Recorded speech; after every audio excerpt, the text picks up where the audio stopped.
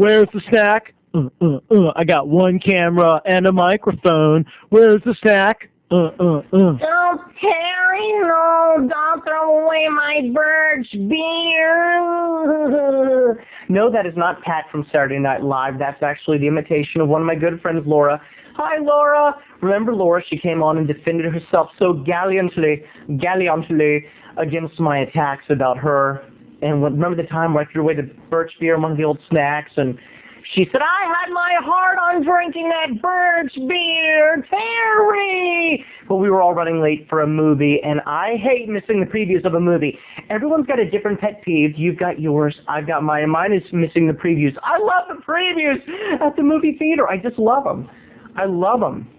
And anyway, so I threw away our birch beer. Well, we've made up since. Laura and I have made up big time. I'm even going to a party coming up. Thank you, Laura. I'm looking forward to your party. I'm looking very forward to your soiree, your get-together. But let me just tell you a little something that just happened. See, when Laura was going to invite me to the party, she remembered she hadn't sent me an invitation via mail. So instead, she decided to call and just invite me over the telephone. So I came home and there was a message on my answering machine. Hi, Terry. Steve. Hi, Terry. This is Laura. Call me as soon as you can. So I was like, oh, fine. So I called her, you know, and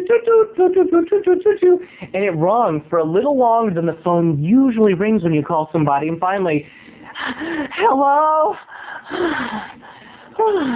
Hi, Laura. How you doing? I'm okay.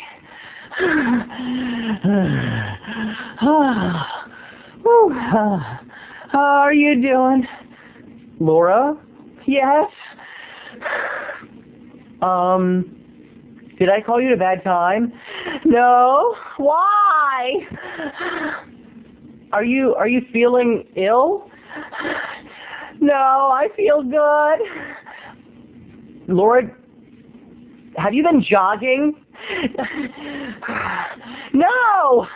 Why do you keep asking me? I'm like, you just sound so out of breath. And I hear her boyfriend Sean chuckling very nearby the phone. He's like, oh. And I'm like, Laura, no. And she's like, actually, Terry, you called it kind of a bad time. I'm like, Laura, what are you doing over there?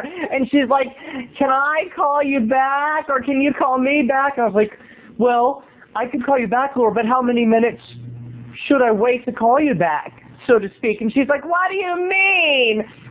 And I was like, should we call you back in 5 or is that rushing things? She's like, what do you mean rushing things? And I was like, I don't know. Does that give you enough time to finish whatever you've started? Terry, why are you acting so odd? And I'm like, nothing, Laura. And Sean's like, call back in 10. I'm like, have fun. And she's like, what are you? I'm like, click. So of course I waited and waited, and in my head I pictured it.